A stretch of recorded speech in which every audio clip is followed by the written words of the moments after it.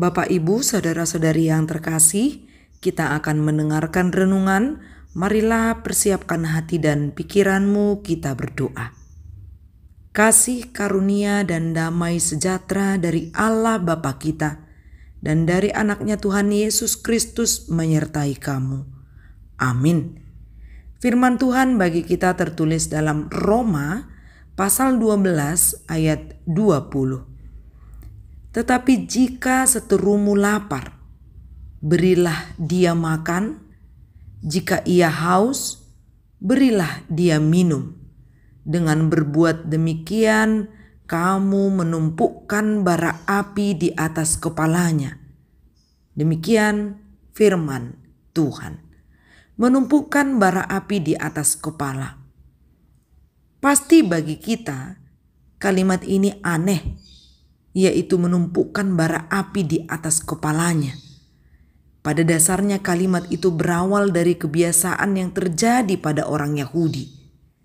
Menumpukkan bara api di atas kepala adalah sebagai tanda pertobatan yang sejati dari diri seseorang.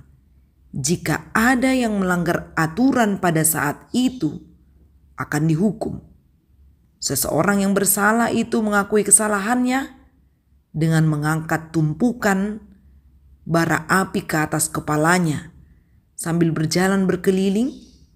Tentu ia akan merasa malu dan berusaha untuk bertobat. Kalaupun diibaratkan dalam nas ini menolong orang lain ketika lapar dan haus, bahkan orang lain itu adalah seteru atau musuh, tujuannya untuk mengingatkan seteru tentang tiada guna hidup di dalam kebencian iri hati.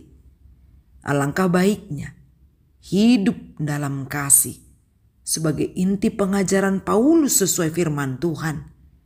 Ketika ada yang memusuhimu, itu sudah satu persoalan. Kalau ditambah lagi dengan kita membalaskan kejahatan dengan kejahatan, tentu itu sudah menjadi persoalan kedua. Marilah kurangi persoalan atau hentikan permasalahan dalam hidup, apalagi yang menyangkut dosa.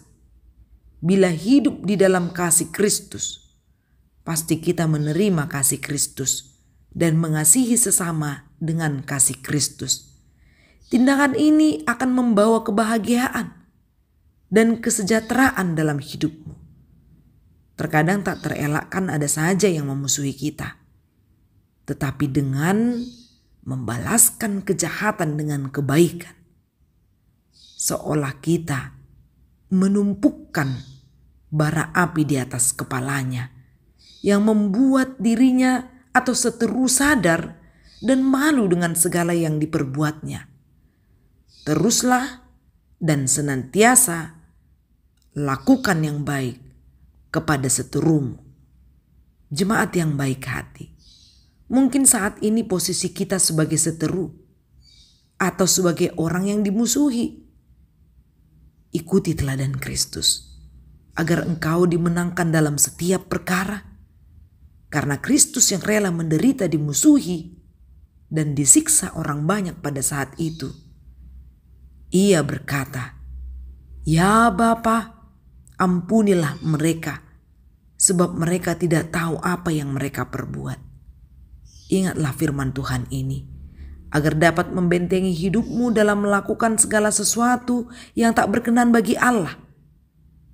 Kasih-Nya mengubahkan hidupku, hidupmu, dan dunia. Amin.